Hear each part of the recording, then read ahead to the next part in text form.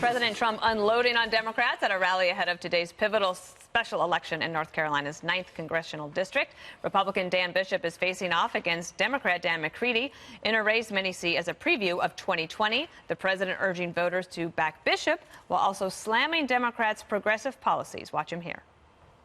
A vote for any Democrat in 2020 and a vote for any Democrat tomorrow in North Carolina is a vote for the rise of radical socialism and the destruction of the American dream. I wouldn't mind fighting the Democrats, but we really have to look at it as a twosome. It's the media and the Democrats. It's one and the same. And they tried to do the recession thing. You know, they tried the Russia thing. That didn't work. They tried many other things. So the president in his element last night. I just want to talk about North Carolina for just a moment before we go to a couple of other quick sound bites from the rally, which were incredible and very fun. Voter fraud is an issue that led to this special election. Special elections, usually low voter turnout. You've got North Carolina's just coming through the hurricane. What do you expect could happen there? We know that North Carolina is going to be a place that all the candidates are going to go. Democrats are going to try to flip that like Obama did in 2008, but the president is going to be there all the time, including at his convention. Right. So what's interesting to me is I think the president won this by 12%, won North Carolina by 12 percentage points in 2016. This district. Mm-hmm. And in this district is the key point. But suddenly he's there, and he's there with some anxiety. One, I guess, as you pointed out, there was voter fraud in that Mark Harris campaign, or Republicans campaign, and so you get the Board of Elections saying we have to have a redo. That's what we're going through today. And right now the polls show them tied. Democrats feel pretty good about tying it? They do. Dan McCready turns out to be a pretty good candidate, pretty young, energetic candidate.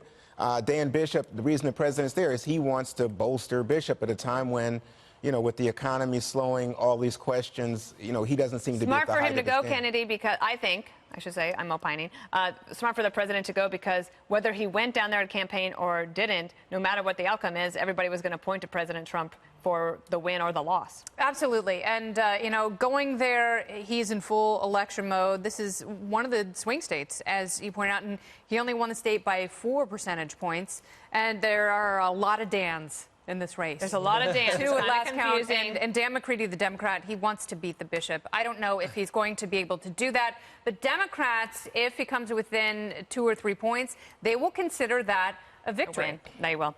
Can we play this other soundbite? Sure, you don't need my permission. All right. I don't need his permission, but I like to ask it because Granted. I admire you. Jesse, listen to this. This is the president talking about lights. I'm not a vain person. I know I have no vain people, especially these incredible ladies in the front. But I look better under an incandescent light than these crazy lights that are beaming down on. Lighting, very critical. Yes. The president, you know, he knows that. He's from the TV world. Yeah, I'm not a vain person. The media already fact-checked that. False. Add it to the list. We were just talking about, we both agree, we all look better with incandescent lights. Yes. Yet, I guess they're bad for the environment. Well, but I mean, how bad are they? Because we really need to look good. In America, you know what we've done? We've done a great job of innovating so that you have more efficient lighting, and it's also less expensive, and also we can still look good. Yes, but we don't like to be told, and that's why this is a good issue for him. He's saying the government is telling you can't have your old light bulbs. So even people who don't have a preference, they don't like the idea that the government is mandating it, so he's going to keep talking about this. You know there's a black market for the incandescent bulbs. I just found out about it. Yes. Yeah. Do you know who's... Would you like me to tell the audience? Black market, Dana Perino. Yeah. She's got steamer trunks full of them. She flips it open on 6th Avenue. Every time, I mean, look, that was announced in 2007 when they raised the standard, and every time Peter would go to the store for the errands, I'd say, by the way, pick up some of those light bulbs because you don't know how long we're going to have them. You've been stockpiling them. How much do they cost in the black market, Dana?